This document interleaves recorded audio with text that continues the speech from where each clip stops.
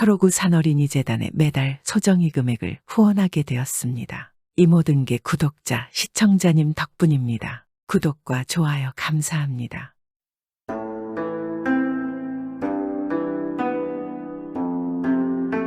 옛날 옛적에 어느 한마을에 한 할아버지와 할머니가 살았습니다. 가난한 노부부에게는 자식이 없었습니다. 아이고, 자식이 있으면 참 좋겠는데 할아버지와 할머니는 늘 자식을 갖기를 바래왔지만 결국 끝내 자식은 갖지 못했습니다. 그러다 하루는 할아버지가 산에서 다친 새끼 까치를 발견하여 불쌍한 마음에 집으로 데리고 왔습니다. 그리고는 매일같이 자식처럼 정성껏 상처를 치료해주고 밥알을 먹이며 잘 돌봐주었습니다. 어느 날 할아버지는 산에 나무를 하러 가고 할머니는 풀을 쏘아 놓은 제 빨래를 하러 냇가로 갔습니다. 그런데 이 새끼 까치가 할머니가 없는 사이에 풀을 쪼아 다 먹어 치워버렸습니다. 아니, 이 풀이 다 어디로 가버린 거예요? 빨래터에서 돌아온 할머니는 어리둥절하여 혼잣말을 했습니다. 제가 먹었어요. 왜 그러세요? 까치의 말에 눈이 휘둥그레진 할머니는 깜짝 놀라 어버버하였습니다. 할머니, 그 풀은 먹으면 안 되는 건가요? 까치가 물었습니다. 아니, 당연히 안 되지. 빨래 먹이려고 쏘아놓은 풀인데. 예, 아이고, 할머니 잘못했어요. 제가 그걸 몰랐어요. 까치가 고개를 숙이며 빌었습니다. 그러나 할머니는 자신이 먹을 것을 아껴서 힘들게 쏘아놓은 풀을 먹어버린 까치를 용서할 수 없었습니다. 이 못된 까치 빨래에 먹이려고 열심히 쏘아놓은 풀을 그렇게 다 먹어버리다니. 이리 와, 너는 벌을 받아야겠다. 할머니는 까치를 붙잡아서 아무것도 먹지 못하게 실로 입을 꽁꽁 묶어버렸습니다. 그리고는 다음 날이었습니다. 할머니는 몹시 화를 내며 이 까치를 내쫓아 버렸습니다. 2번 다시 내 눈앞에 나타나지 말아라. 할머니는 씩씩거리며 까치를 멀리 날려보냈습니다. 날이 저물자 할아버지가 산에서 돌아왔습니다. 할아버지는 항상 돌아오자마자 자신을 반겨주던 까치가 나오지를 않자 이상하여 집안 구석구석을 살피며 할머니에게 물었습니다. 우리 까치가 어디로 갔는지 보셨소? 할머니는 할아버지의 물음에 퉁명스럽게 대답했습니다. 그놈의 까치가 빨래에 먹일 풀을 다 먹어버려서 내 괘씸에 입을 꽁꽁 묶어서 내쫓았소. 할머니의 대답에 할아버지는 깜짝 놀랐습니다. 무엇이라고? 그 불쌍한 것을 아무것도 못 먹게 입을 꽁꽁 묶어버렸다고? 아이고, 이를 어째 너무나 불쌍한 것 지금 어디에 있으려나? 속상한 할아버지는 그 자리에 주저앉아 까치를 걱정하며 엉엉 울었습니다. 그리고는 간단하게 짐을 싼 뒤에 까치를 찾아 집을 떠났습니다. 까치야, 까치야, 우리 불쌍한 까치야, 어디 있니? 할아버지는 새끼 까치를 목 놓아 부르며 걷고 또 걸었습니다. 깊은 숲속 호숫가에 다다르자 할아버지는 다리가 너무 아파서 잠시 앉아 목을 축이며 쉬었습니다. 그러다가 옆에서 절구를 씻고 있는 사람을 발견했습니다. 아유, 저기 절구 씻는 양반 혹시 지나가다가 입이 꽁꽁 묶인 까치를 보지 못하셨소? 세상에는 공짜가 없지 않소이까. 저기 절구를 닦을 수 있게 물 7통을 갖다 주시면 네 알려드리겠소. 사내가 대답했습니다. 할아버지는 절구 씻은 물 7통을 다 갖다 주었습니다. 그러자 사내가 고개를 끄덕이고는 대답했습니다. 저쪽에 가면 소 키우는 사람이 있을 테니 그 사람에게 가서 물어보시오. 아이고, 알겠소. 까치야, 까치야, 우리 불쌍한 까치야. 할아버지는 다시 까치를 부르며 걸어가니 멀찌감치 언덕에서 소를 키우는 사람이 보였습니다. 이보시오, 거기 소주인 양반 입이 묶여있는 까치가 어디 있는지 모르시오? 그러자 소를 키우던 사람도 할아버지를 보고 말했습니다. 그럼 소에게 줄 콩덤불을 갖다 주시면 내 말에 드리죠. 할아버지는 열심히 소에게 줄 콩덤불을 가지고 소에게 주었습니다. 그러자 소를 키우던 사람이 이 까치가 어디 있는지를 알려주었습니다. 저쪽에 가면 대나무 숲이 있어 거기가 까치의 집이요. 할아버지는 감사의 인사를 하고 대나무 숲을 향해 다시 걸음을 옮겼습니다. 입이 묶인 까치야, 어디 있느냐? 불쌍한 우리 까치야, 내가 왔으니 제발 이곳으로 와다오. 내가 널 주려고 맛있는 것을 많이 가지고 왔단다. 대나무 숲 앞에서 할아버지가 울면서 부르는 소리를 듣고 까치가 포르륵 날아왔습니다. 할아버지는 까치를 보자마자 묶인 입을 풀어주었습니다. 아이고, 까치야, 많이 힘들었지. 이 어린 것이 얼마나 힘이 들었을까. 내가 이제 풀어줄게. 입이 풀린 까치는 너무 기뻤습니다. 그리고 할아버지가 너무 반가웠습니다. 할아버지 반갑습니다. 입을 풀어주셔서 고마워요. 까치는 할아버지에게 매달리며 몹시 좋아라 했습니다. 저를 따라오세요. 여기까지 오시느라고 고생 많았습니다. 까치는 한패가로 할아버지를 자신의 집으로 모시고 갔습니다. 그리고 맛있는 음식을 대접하고 노래를 부르고 춤을 추며 할아버지를 환영해 주었습니다. 할아버지는 그날 밤은 까치의 집에서 푹 잤습니다. 아침에 일어난 할아버지는 너무나 개운했습니다. 아이고, 잘 먹고 잘 잤구나. 까치야, 이제 나는 집에 가보련다. 할아버지의 말에 까치가 아쉬워하며 말했습니다. 할아버지 그냥 헤어지긴 너무 아쉬워요. 제가 보답을 해드리고 싶어요. 여기 가벼운 것과 무거운 것이 있는데 둘 중에 하나만 어느 것이든 가져가세요. 까치가 있는 곳에는 가벼운 광주리와 무거운 광주리가 있었습니다. 할아버지는 그 광주리들을 번갈아 보고는 나는 늙어서 기운이 없으니까 가벼운 것을 가져가야겠구나. 하고 가벼운 광주리를 짊어졌습니다. 고맙구나, 까치야. 이제 그만 가보마. 할아버지 조심해서 가셔요. 까치는 눈물을 글썽이며 할아버지를 배웅했습니다. 할아버지도 아쉬운 작별을 하고 까치가 준 광주리를 짊어지고 집으로 돌아갔습니다. 할아버지가 집에 도착해서 광주리를 열어보았는데 이게 웬걸. 광주리 안에는 번쩍번쩍 빛나는 금돈과 은돈 그리고 온갖 금은 보화가 가득 들어 있었습니다. 그러자 할머니가 물었습니다. 아이고 이게 다 뭐니까? 아니 세상에 이게 어디서 난 거예요? 당신이 쫓아낸 까치가 답례로 줬지. 할머니는 수많은 재물들을 보고 욕심이 났습니다. 할머니는 할아버지에게 모든 자초지종을 듣고는 어이없어 했습니다.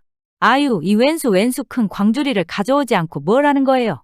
응 아유 아까워라 아까워 이 멍청한 영감이 생각이 없어. 할머니는 계속 할아버지를 야단쳤습니다. 그리고 다음 날 이 욕심쟁이 못된 할머니는 자신도 가서 까치에게 큰 대접을 받고 크고 묵직한 보물광주리를 얻어오겠다고 길을 떠났습니다. 그리고 큰 부자가 될 것이라고 큰 기대를 했습니다. 까치야 어디 있니? 까치야. 할머니는 까치를 부르며 길을 갔습니다. 할아버지가 말한 대나무 숲에 도착한 할머니는 까치를 더 열심히 불렀습니다. 까치야 어디 있니 나오너라. 내가 왔단다 내 새끼야. 할머니가 외치자 까치가 포르르 날아왔습니다. 아니 할머니는 뭐하러 오셨어요? 제 입을 묶고 쫓아냈잖아요. 앞으로 두 번 다시 보지 말라고 하지 않았어요. 까치가 의외라는 듯 물었습니다. 그러자 할머니는 억지 미소를 지으며 말했습니다. 왜긴 너를 만나러 왔단다. 그래도 우리가 예정이 있지 않니? 그간 함께 살아온 세월이 있잖니? 네, 예정이요. 네, 그럼 올라오셔요. 까치는 할머니를 집 안으로 안내했습니다. 그러나 까치는 할머니에게 만난 음식이 아니라 뱀이나 두꺼비, 굼벵이 같은 것을 먹으라고 내놓았습니다. 할머니는 도저히 그 음식들을 먹을 수 없었습니다. 심지어 까치가 마련해준 잠자리는 온통 가시덤불 투성이었습니다. 할머니는 집으로 돌아가야겠다고 생각하고 말했습니다. 까치야 아무래도 안 되겠다. 난 돌아가야겠어. 헌데 그 뭔가 나에게 줄 선물은 없니? 너에게 남아있는 게 있을 텐데. 나도 손님인데 갈 때 빈손으로 가게 해서는 안 되는 것이 아니냐. 할머니가 큰 광주리를 떠올리며 재촉했습니다. 그러자 까치가 광주리 2개를 보여주며 말했습니다. 여기 무거운 광주리랑 가벼운 광주리가 있어요. 어느 쪽이든 한 개만 가져가셔요. 그러자 할머니의 눈은 욕심과 탐욕으로 이글거렸습니다. 호호 나는 기운이 세니까 무거운 걸 가져가야겠다. 이 정도쯤이야 얼마든지 들 수 있지. 할머니는 냉큼 크고 묵직한 바구니를 가지고 까치의 집을 떠났습니다. 그러나 할머니는 제 집에 도착도 하기 전에 가져온 광주리가 너무나 무거워서 잠시 내려놓았습니다. 얼마나 많은 보물이 들어있으면 이렇게 무거울까? 아이고 너무 신난다 신나? 할머니는 어떤 보물일까 기대하며 슬그머니 광주리의 뚜껑을 열었습니다. 그러자 광주리 안에서 자고 있던 무서운 큰 도깨비가 빠져나왔습니다. 도깨비는 방망이로 할머니를 마구 때려댔고 막 여기저기 집어던졌습니다. 사람 살려. 할머니는 깜짝 놀라서 걸음아 날 살려라 정신없이 도망을 쳤습니다. 집에 돌아온 할머니의 모습은 잔뜩 두들겨 맞아 만신창이가 되어 있었습니다. 할머니는 십수일을 알아놓았다가 간신히 회복하여 일어났습니다. 그리고 자신이 까치에게 못되게 굴고 욕심을 부린 것을 크게 후회하였으며 2번 다시 까치를 찾지 않았습니다. 그리고 아무리 하찮은 동물이라도 함부로 하지 않고 집에 들어온 날짐승들에게 먹을 것을 주었습니다. 그리고 언제 그랬냐는 듯이 개과천선해서 아주 착한 사람이 되었습니다.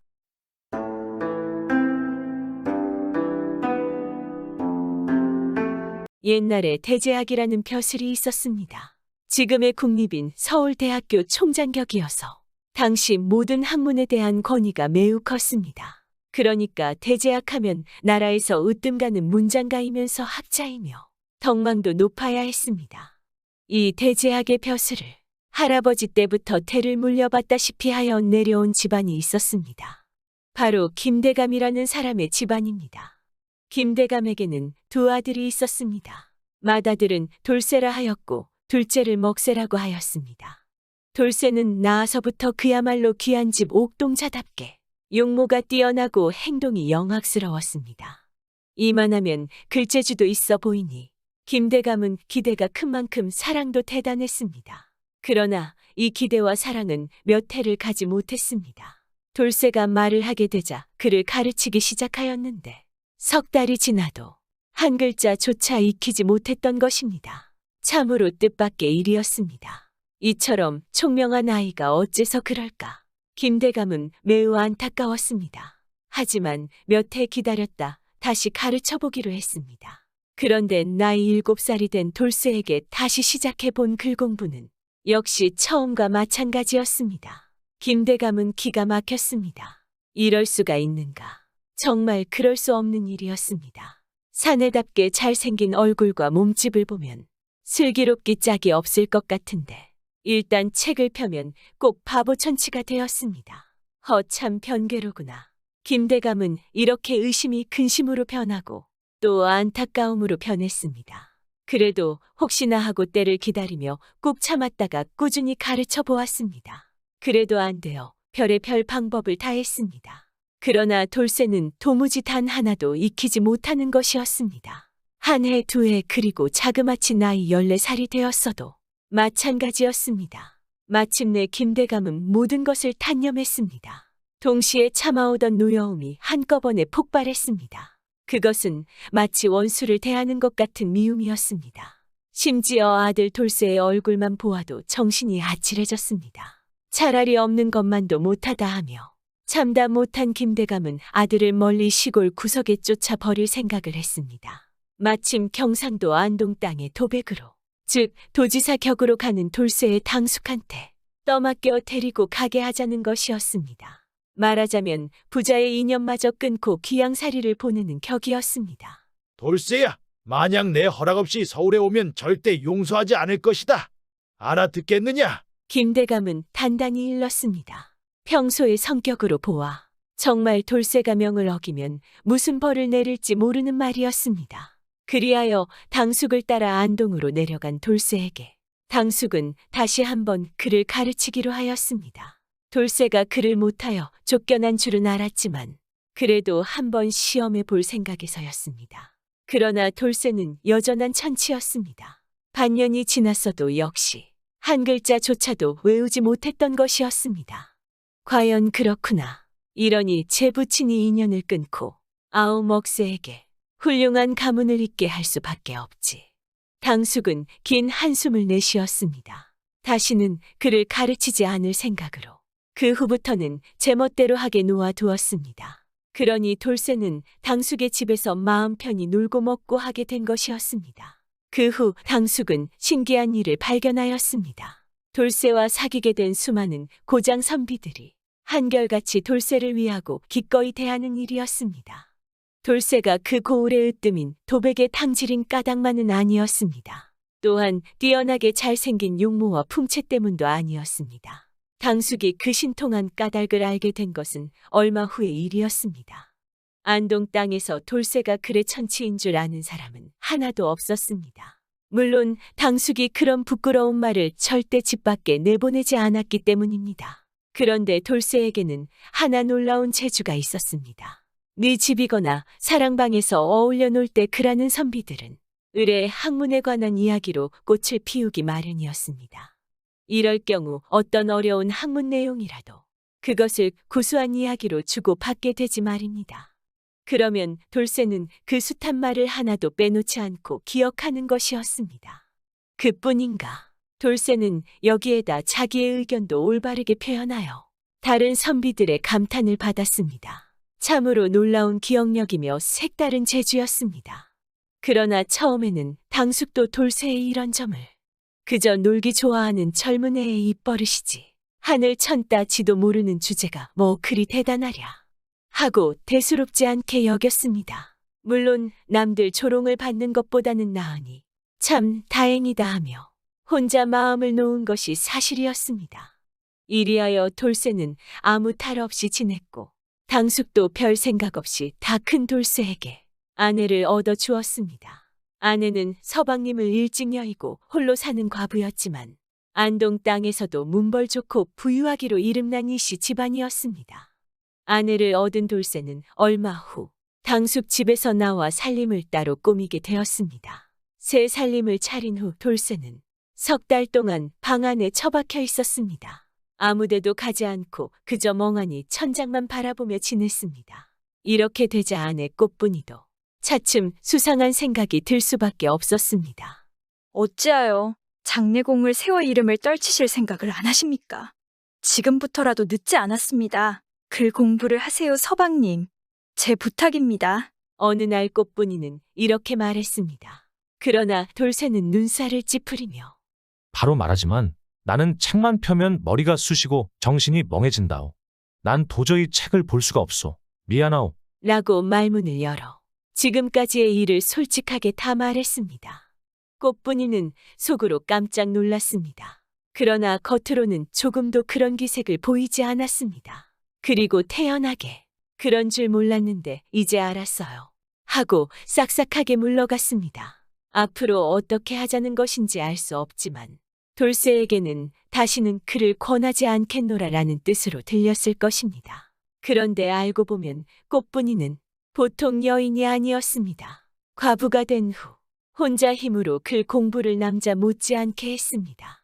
부모들마저 전혀 눈치채지 못했지만 꽃분이의 학식은 남자였다면 과거에 합격할 만한 실력이었던 것이었습니다. 그런 꽃분이가 글을 못하는 남편을 보고 그냥 넘길 리가 없지 않겠습니까? 그 후 더군다나 꽃분이로서는 매우 민망한 일이 있었습니다. 그것을 오라버니들이 어떻게 알았는지 하늘 천따지도 모르는 사람을 매제로 삼다니 참말이지 집안 망신이다 하고 돌쇠를 괄시하게 된 일이었습니다. 그러나 꽃분이는 무슨 결심을 했는지 조용히 때가 오기만 기다렸습니다.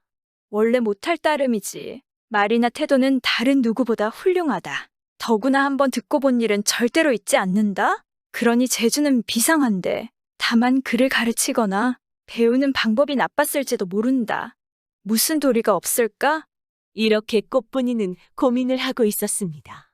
어느 날 돌쇠가 혼자 멍하니 방에 앉아 있을 때 꽃분이가 상냥스럽게 말했습니다. 서방님, 그렇게 심심하시면 어디 저하고 이야기나 하실까요? 그거 정말 좋은 말이오. 그렇지만 나는 이야깃거리가 있어야 하오. 무슨 재미있는 이야기 없소. 그러면 제가 옛날 이야기를 해드리지요.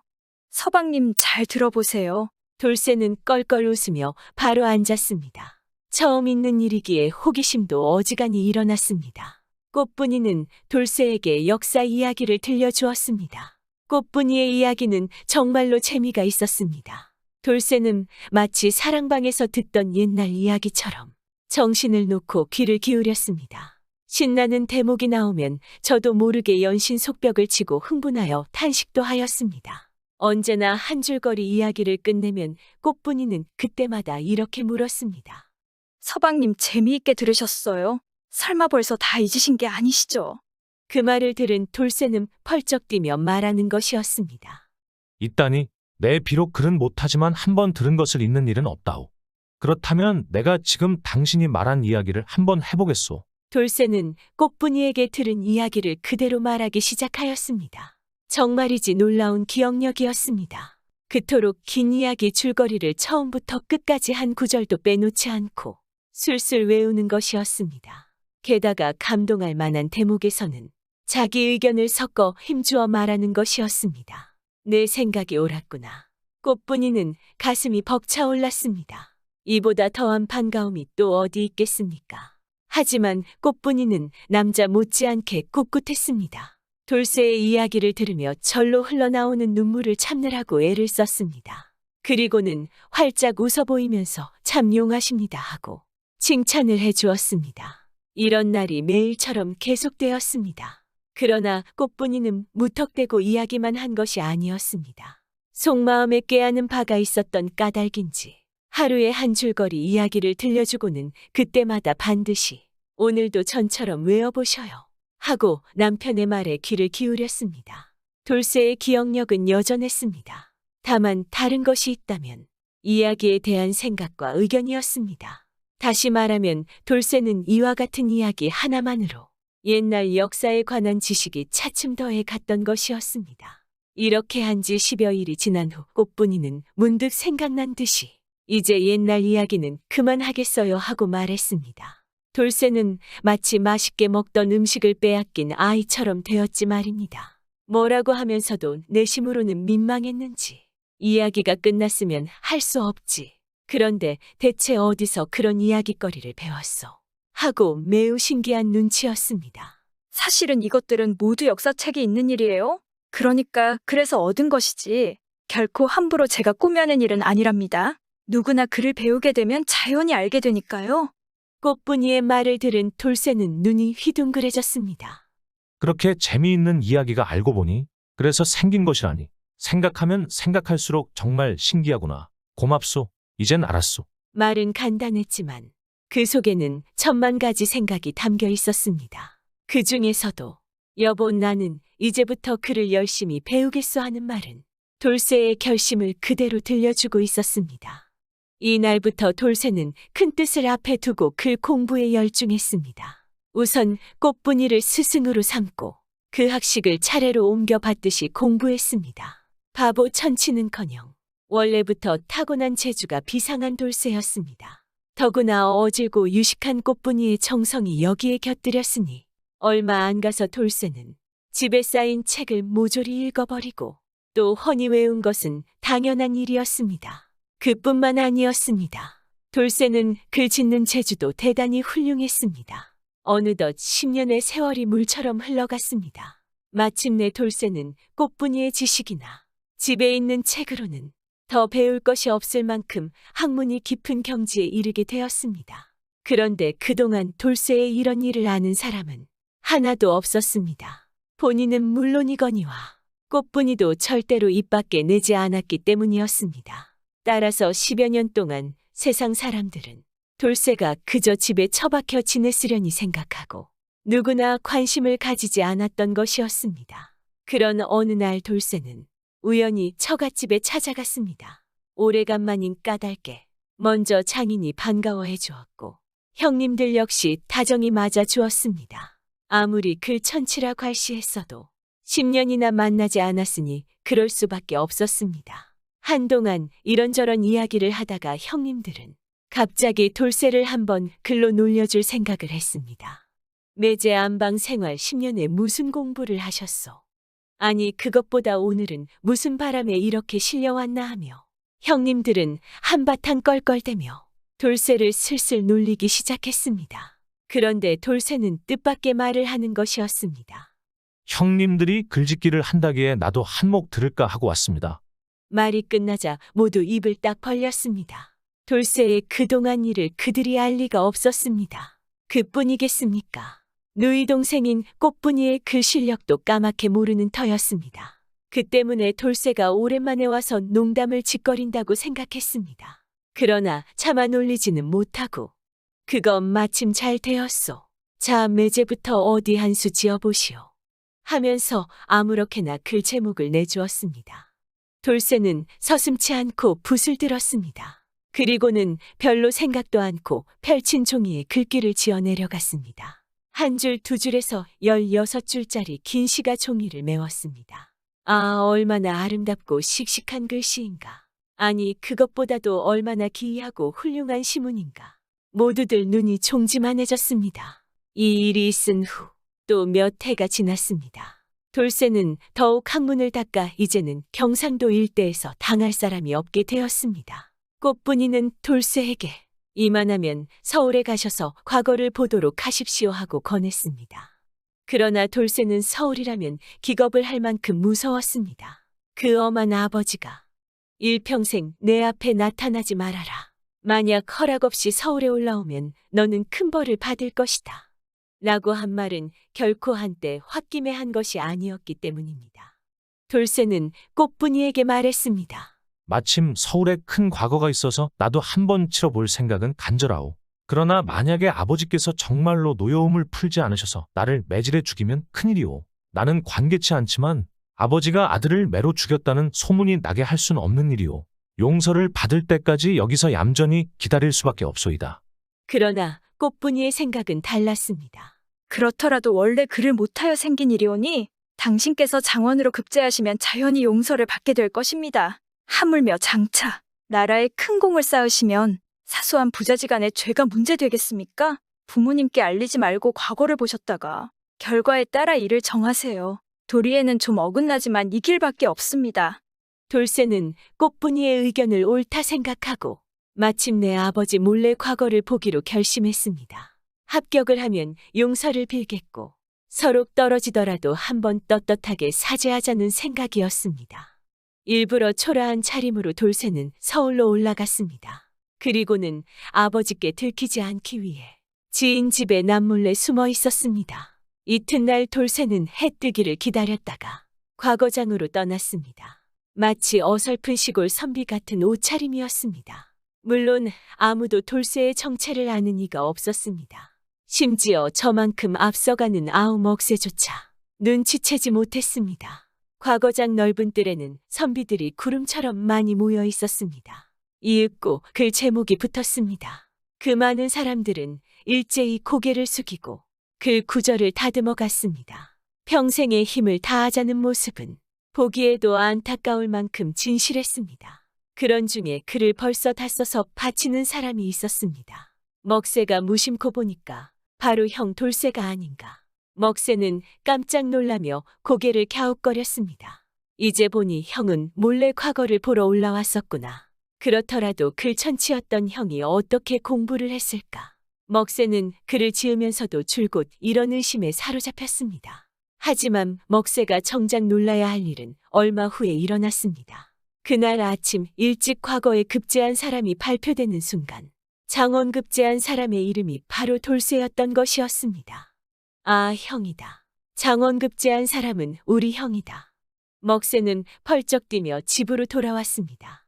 큰 대문을 들어서며 보니 마을 사람들이 꽉 차서 떠들썩하게 웃고 수군거리 중이었습니다. 마을 사람들은 입을 모아 같은 말을 하고 아버지인 김대감은 그때마다 싱글싱글 웃으면서 고개를 끄덕이고 있었습니다. 마을 사람들이 축하드립니다. 아드님이 장원으로 급제하셔서 얼마나 기쁘시겠습니까? 하며 칭찬하는데 김대감은 이것을 둘째 아들의 일로 잘못 알고 있었습니다. 이름을 말하지 않고 그저 아드님이라고만 하였기 때문입니다. 이 때문에 먹새가 들어가서 사실을 고하자 김대감은 놀라지 않을 수 없었습니다. 그 순간 바깥 마당에 돌쇠가 와서 땅에 엎드렸습니다. 아버지, 저의 죄를 용서하여 주세요. 또한 제가 아버지의 명을 어기고 서울에 올라왔습니다. 부디 한 번만 용서하여 주세요. 하지만 돌쇠의 예상과 다르게 아버지는 환한 미소를 지으며 오, 내 아들 돌쇠 아닌가? 하고 외친 한마디에 1000가지 감격이 담겨 있었습니다. 더 무슨 말을 할 필요도 겨를도 없었습니다. 김대감은 자신이 돌쇠에게 한 일을 잊은 채 무척 반겼습니다. 당연히 자신의 못난 아들이 장원급제라니 얼마나 기쁘지 않겠습니까? 아버지에게 용서받은 돌쇠는 그 후 서울로 꽃분이를 불렀습니다. 꽃분이는 어느 누구에게 자신의 공은 물론이거니와 학식마저 내세우지 않았습니다. 정말 오직 서방님을 위해 서방님 하나만 바라보는 이런 조강지처가 또 어디 있겠습니까? 이 부부는 서로 아껴가며 평생 행복하게 잘 살았습니다. 사람은 누구나 한 가지씩은 재주가 있게 마련입니다. 첫째는 노력해야 되겠지만 그것보다 그 재주를 찾아내는 것이 가장 중요하지 않겠습니까?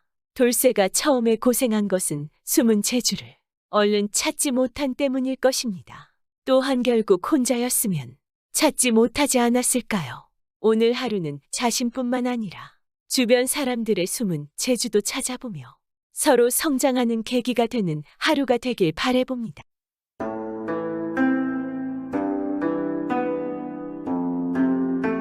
옛날 어느 마을에 두 딸을 둔 부자 양반이 있었습니다. 양반의 두 딸 중에서 막내딸 옥분이는 좋은 혼담이 들어와서 시집을 갔었는데 얼마 뒤 그만 남편이 병을 얻고 죽게 되었습니다. 한참 어리고 어여쁜 나이인데 청산과부가 된 것입니다. 결국 막내딸은 다시 아버지인 양반의 집에 돌아와서 살게 되었습니다. 양반의 집에는 많은 하인들이 있었습니다. 그리고 그 중에는 돌쇠라는 머슴이 있었습니다. 이 돌쇠는 늘 열심히 일하고 하인들 중에서도 양반의 충애를 한 몸에 받는 그런 사람이었습니다. 그런데 돌쇠는 사실 마음속으로 이 양반의 둘째 딸 옥분을 연모하고 있었습니다. 옥분이 혼인을 한 뒤에야 그런 자신의 마음을 잘 정리하는 듯 하였으나 과부가 된 옥분이 다시 돌아오게 되었으니 이 돌쇠의 마음은 요동치기 시작하였습니다. 돌쇠는 둘째 딸 옥분이 돌아온 후로 집안의 잡스러운 여러 가지 일을 더 열심히 하였습니다.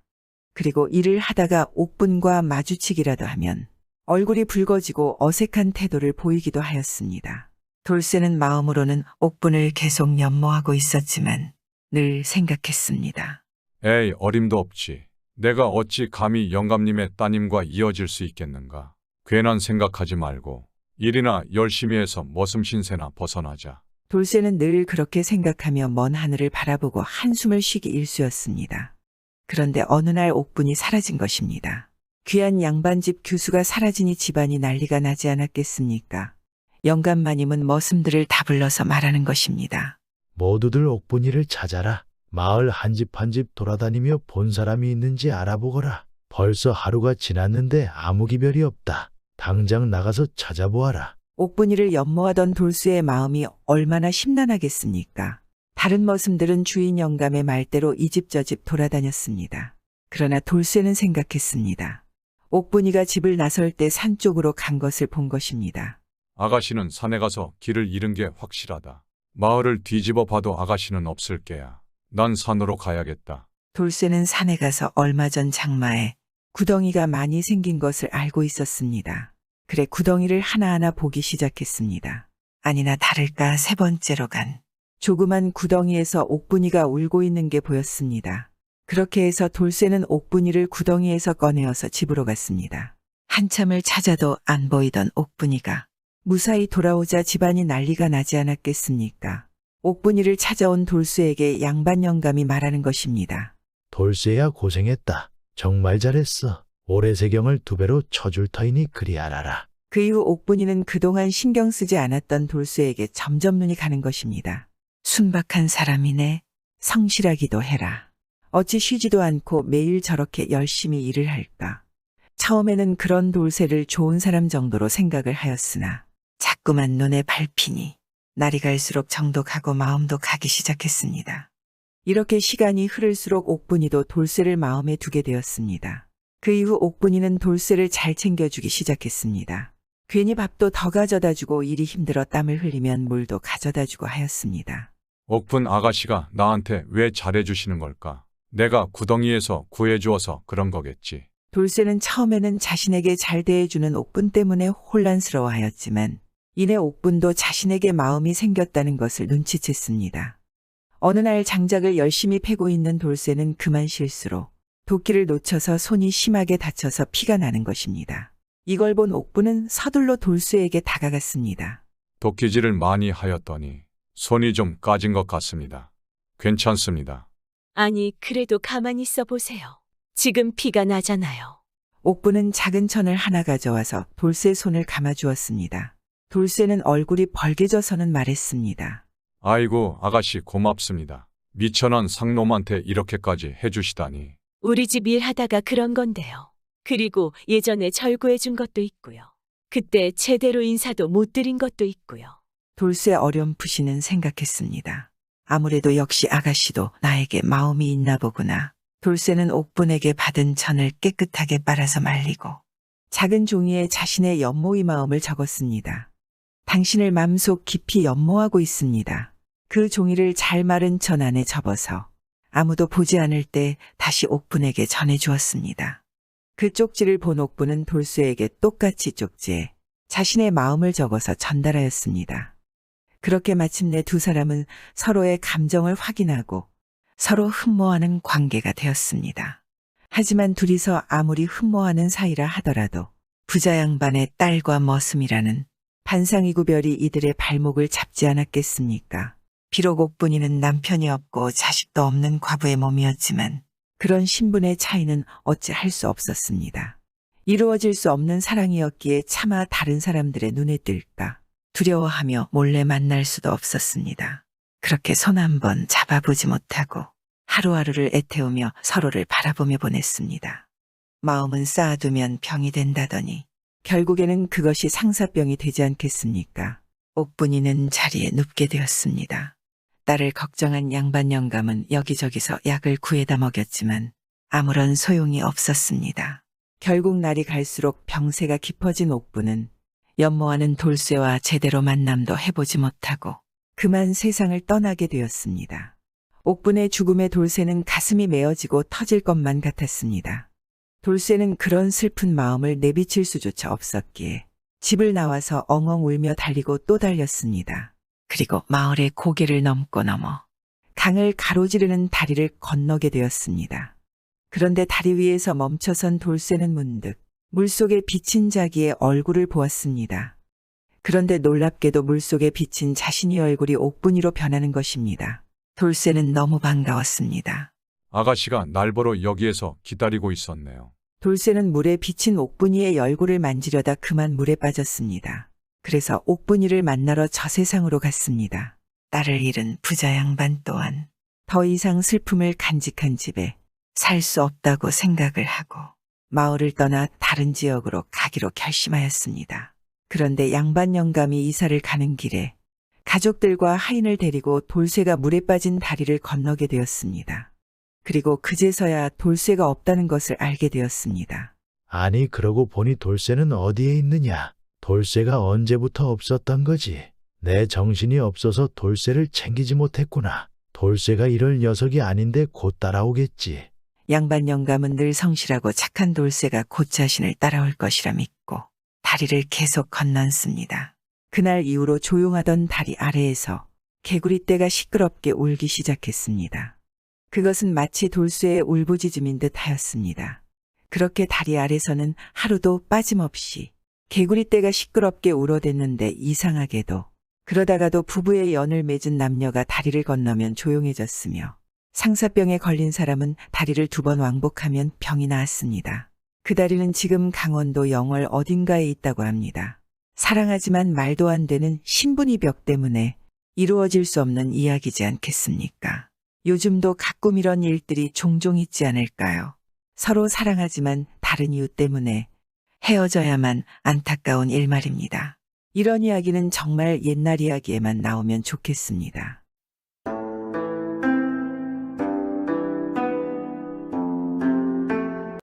옛날에 어느 마을에 돌쇠라는 머슴이 살았습니다.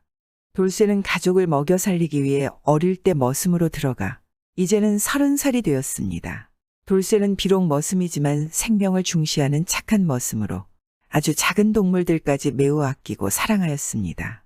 돌쇠는 더 이상 머슴을 살지 않고 그간 모은 세경으로 주인 집을 떠나 집으로 갔습니다. 그런 그가 길을 가다가 사냥꾼들이 잡은 동물들을 보면 그 동물들을 가여워하며 사냥꾼에게 동물들을 사서 그들을 자연으로 방생시키며 공덕을 쌓았고 그렇게 수많은 동물들을 그간 모은 세경으로 방생해 주었습니다. 그래서 많은 산짐승들을 산에 풀어주었습니다. 그러던 어느 날 돌쇠는 집으로 가던 중에 산을 넘다가 그만 날이 저물고 말았습니다. 그리고 한참을 헤매다 결국 길을 잃고 말았습니다. 이거 큰일이구만. 길이 어두우니 어디로 가야 하는지 도통 알 수가 없네. 그렇게 돌쇠가 한참을 헤매던 중 웬 등불 하나가 깜빡이며 오고 있는 것을 보았습니다. 아니 웬 불이지. 이 시간에 나처럼 길을 가는 사람이 있는 건가? 돌쇠가 자세히 보니 한 노인이 등불을 들고 오고 있었습니다. 노인은 돌쇠를 보고 어디에서 온 누구냐고 물었고, 돌쇠는 자신은 길을 가는데 밤이 되어 길을 잃고 헤매는 중이라고 이야기하지 않겠습니까? 그러니 노인이 그런 돌쇠를 안쓰럽게 쳐다보며 말했습니다.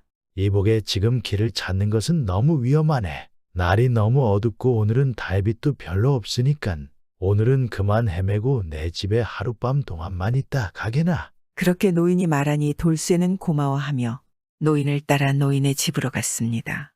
집에 도착하자 노인의 아내인 노파가 문을 열고 남편을 반겼습니다. 그 노파는 남편과 함께 온 돌쇠를 반기며 맞이했습니다. 노인이 부인에게 술과 안주를 내오라 부탁하고 딸에게도 인사를 하러 오라고 말했습니다. 잠시 후 부엌에서 노부부의 딸인 듯한 아주 젊고 아름다운 여인이 대청에 있는 아버지와 돌쇠에게 술과 밥을 가지고 왔습니다. 돌쇠는 그녀를 보자 한눈에 사모하게 되어버렸습니다. 그녀가 방에 들어오는 순간 향긋한 꽃향기가 온 방 안에 가득한 듯하였습니다. 노인에게 얘기를 들어보니 여인의 이름은 매양이로 노부부의 딸이라고 하며 슬아의 자식이라고는 그녀 하나뿐이라는 것입니다. 매양이는 아직 시집을 가지 않은 여인으로 돌쇠는 그녀가 자신과 좋은 짝이 될 수 있을 것이라 속으로 생각했습니다. 그렇게 한참을 얘기를 나누다가 아내의 부름에 남편이 자리를 비운 사이에 돌쇠는 매양이에게 말했습니다. 사실 제가 낭자를 처음 보는 순간 연모하게 되었습니다. 제가 집에 가서 매파를 통하여 정식으로 청혼을 할 생각인데 낭자의 생각은 어떻습니까? 그러니 매양이는 부끄러워 말은 하지 못하고 얼굴만 붉히고 있었습니다. 당장 대답을 하지 않으셔도 좋습니다. 제가 곧 혼담을 넣을 것이니 그때까지 잘 생각을 해 주시기 바랍니다. 정말 사모합니다. 돌쇠는 그렇게 말하고 집으로 돌아갔습니다. 그런데 그날부터 매양이의 생각만 하면 마음에 뜨겁게 타올랐습니다. 이럴 수가 안 되겠다. 빨리 매파를 불러서 청혼을 해야겠구나. 돌쇠는 그렇게 매파를 불러서 그녀의 집에 혼담을 넣으려 하지 않겠습니까? 그런데 매파가 그 집을 갔다 온 후 이상하게 돌쇠를 바라보며 말했습니다. 자네가 말하는 그런 집은 없다네. 그리고 매향이라는 여인도 없네. 그러니 돌쇠는 그럴 리가 없다며 그 집을 다시 찾아가 보았습니다. 그런데 정말 집을 다시 찾을 수가 없었습니다. 그리고 금방 사람들에게 물어보았지만 매양이라는 이름을 가진 여성은 없다는 실망스러운 대답뿐이었습니다. 아니 이게 다 어찌 된 일이란 말인가? 내가 그날 밤 귀신에게라도 홀린 것인가? 어디에도 매양이를 아는 사람도 그 집에 있었던 흔적도 찾을 수가 없자 돌쇠는 큰 실망에 빠져 집으로 돌아와서는 먼저 누워버리고 말았습니다. 매향이 낭자 제발 꿈에라도 나타나 주시오. 낭자를 본 후 아무것도 아무 생각도 할 수 없어. 그렇게 돌쇠는 연모하는 여인을 찾지 못하자 점차 야위어 갔고 식음까지 전폐할 정도로 몹시 상심하였습니다. 그런 돌쇠를 보고 가족들은 너무나 걱정이 돼서 의원을 불러서 진찰을 해보았으나 돌쇠의 병은 날이 갈수록 더욱 심해질 뿐이었습니다. 그렇게 끙끙 앓으며 병으로 누운 지 며칠이 지났을까. 한밤중에 한 여인이 몰래 돌쇠의 방으로 들어왔습니다. 돌쇠는 갑자기 너무나 좋은 꽃향기가 코를 즐겁게 하니 문득 잠에서 깨어서 겨우 눈을 떴습니다. 그런데 그런 눈앞에 연모하는 매양이가 있었습니다. 아니 낭자 어찌 이리 온 것입니다. 이것은 꿈이랍니까? 정말 제 소원대로 꿈에 나타났구려. 돌쇠는 너무도 기뻐했는데 매양이는 그런 그의 머리를 어루만져 준 뒤에 가지고 온 꽃을 그의 침상머리에 둔 뒤 눈을 피해 몰래 밖으로 나갔습니다. 아니 이것이 꿈인가 돌쇠는 그렇게 생각을 하다가 자기도 모르게 잠이 들었습니다. 아침이 되자 돌쇠는 정말로 자신의 머리맡에 놓여져 있는 꽃을 보게 되었습니다. 그리고 그녀의 꽃향기가 마치 그녀가 옆에 있는 것처럼 주변에 가득하였습니다.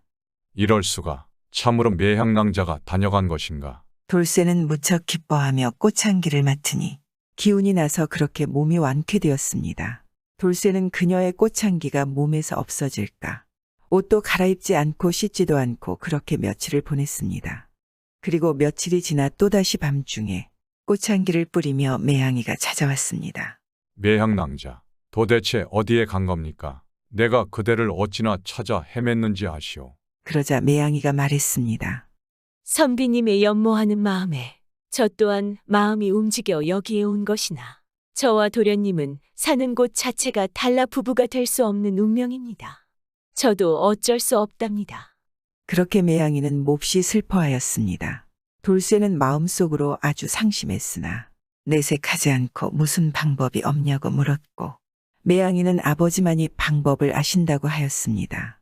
그러니 돌쇠는 매양이에게 제발 아버지에게 부탁을 한번 해봐달라고 간청했습니다. 제가 부탁을 한다고 될 문제가 아니랍니다. 도련님께서 직접 와보시지요. 그렇게 매양이는 내일 일전에 왔었던 그곳으로 와달라고 부탁했습니다. 다음날 돌쇠가 일찍 예전 매양이를 만났던 곳으로 가보니 정말로 사라졌던 집이 다시 있었습니다. 돌쇠가 매양이의 집 앞에 가니 노부부가 그런 돌쇠를 마중을 나왔습니다. 어서 오게. 그만 들어오시게나. 그렇게 돌쇠를 맞은 노부부는 돌쇠를 대청에 앉히고 주안상을 내온 다음 함께 한참을 이야기를 나누었습니다. 돌쇠는 기회를 엿보다가 다짜고짜 이들 부부에게 말했습니다. 제가 따님을 몹시 사모하고 있습니다. 부디 제가 따님과 혼인할 수 있게 허락을 해 주십시오. 돌쇠가 그리 말하니 두 노부부는 몹시 난처해하였습니다. 그러더니 주인 노인이 말했습니다. 우리가 사실은 인간이 아니라네. 우리는 이 산을 지키는 사슴의 신령들로 가끔씩 이렇게 인간의 모습을 하고 살아가고 있다네. 그런데 이 산에 곧 아주 위험한 요괴가 나타날 것이라 우리는 이곳을 떠나야 할 상황이지. 그래서 우리가 그동안 보이지 않았던 것은 새롭게 옮겨갈 곳을 찾아가느라 그리했던 것이네. 우린 곧 이곳을 떠날 것이야. 그러니 자네도 마음을 그만 접게나. 아니, 그것이 참입니까? 매향낭자가 사슴이라고요. 제가 마음에 안 들어서 그러시는 거죠. 그런데 노인이 웃으며 말했습니다.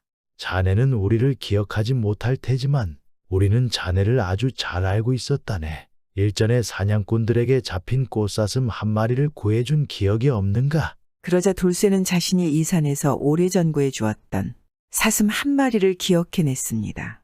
그런 적이 있지요. 아니, 그럼 설마 그 꽃사슴이 그러니 노인이 말했습니다. 맞네. 그때 나를 구해주셨지요. 도련님께서는 저희 은인이십니다. 정말 감사드립니다. 이제서야 말씀드리는군요. 아니, 이럴 수가 믿기지가 않습니다. 그 사슴이 영감님이라니요. 도무지 그래. 인연이란 것은 참으로 무서운 것이지. 나를 구해준 자네를 이렇게 만나서 자리를 하고 있으니 말이야. 그때 정말 고마웠네. 자네에게 제대로 보답을 하지 못하여 너무나 마음이 무거웠다네. 그러니 돌쇠가 손을 내저으며 말했습니다. 아니, 보답이라뇨 무슨 말씀이십니까? 저는 그때 당연히 해야 할 일을 했을 뿐입니다. 알고 있네. 자네가 동물들을 목숨조차 귀하게 여기고 이 산의 동물들의 목숨도 많이 구해줬다는 걸. 이 참으로 착한 사람이로구만. 언젠가 자네에게 은혜를 반드시 갚을 것이네. 그렇게 말하며 노인은 돌쇠에게 같은 인간을 만나게나 우리 딸과 자네는 함께 할 수 없다네. 그러니 돌쇠는 눈물을 쏟으며 말했습니다. 인간이고 아니고가 무엇이 중요합니까? 저는 따님을 너무도 연모합니다. 부디 허락을 해 주십시오. 돌쇠가 그렇게 애원하니 이 노인이 말했습니다. 이거 참 내 딸도 자네를 많이 연모하고 있더군. 그럼 이렇게 하도록 하지. 우리가 한 달 뒤에 이곳을 떠나니 그때까지만이라도 내 딸과 함께 시간을 보내도록 하게나. 단 한 달 뒤에는 우리는 떠나야 하니 그리 알게.